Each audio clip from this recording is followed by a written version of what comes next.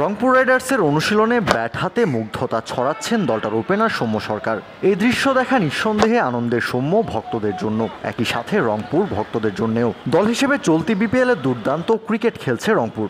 ঢাকা এবং সিলেট দুই পর্বে এখন পর্যন্ত অপরাজিত। এর সুবাদে 7 ম্যাচ জিতে অবস্থান করছে পয়েন্টস টেবিলের 1 নম্বরে। তবুও দলটার ওপেনিং মন জয় করতে পারছে না ভক্তদের, কেননা অ্যালেক্স হেলস বাদে স্টিফেন টেইলর, তৌফিক খান তুষার কিংবা তরুণ আজিজুল হাকিম তামিম কেউই নিজেদের মেলে ধরতে পারেননি সেভাবে। ইনজুরির কারণে দলের বাইরে ছিলেন সৌম্য, তবে বৃহস্পতিবার অনুশীলনে ব্যাট হাতে ছিলেন অনবদ্য।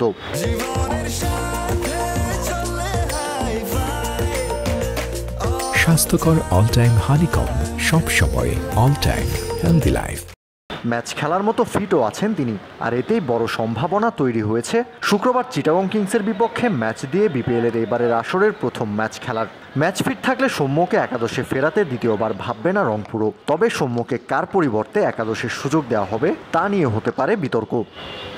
ইতোমধ্যেই রংপুরের ডেরা ছেড়ে চলে গেছেন অ্যালেক্স হেলস। বিপিএলে ব্যাট হাতে ফর্মে নেই স্টিফেন টেইলর। 3 ম্যাচ খেলে মাত্র 13 গড়ে রান করেছেন 39। মাঝে 4 ম্যাচ তাকে বসিয়ে তরুণ আজিজুল হাকিম তামিমকে সুযোগ দিয়েছিল রংপুর। সেই সুযোগ কাজে লাগাতে পারেননি তামিমও। আহামরি না, তবে কিছুটা হলেও সুযোগের সৎ ব্যবহার করেছেন আরেক ওপেনার তৌফিক খান তুষার। 3 ম্যাচে 24-এর উপর গড়ে রান করেছেন 74। শেষ ম্যাচেও ব্যাট হাতে করেছেন 36 রান। তাহলে কি শুক্রবারের ম্যাচে সৌম্যর ওপেনিং পার্টনার হবেন তুষার? না, এখানেও আছে হিসেবের মারপ্যাচ।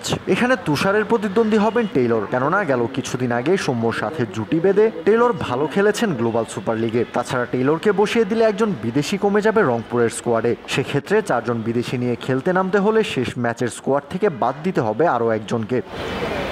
সেক্ষেত্রে কপাল পুড়তে পারে শেষ ম্যাচে 2 ওভারে 24 রান দেয়া পেসার রেজাউর রহমান রাজার। দলে ঢুকে যেতে পারেন আইরিশ ক্রিকেটার কার্টিস ক্যাম্পার, যিনি কিনা একই সাথে সার্ভিস দেবেন ব্যাটে বলে। শুক্রবারের ম্যাচে সৌম্য ফিরলে নিঃসন্দেহে শক্তি বাড়বে রংপুরের ব্যাটিং লাইন আপের, যা প্রতিপক্ষ দলগুলোর জন্য হবে চিন্তার কারণ। কাউসার শান্ত, পিক ফ্রেঞ্জি।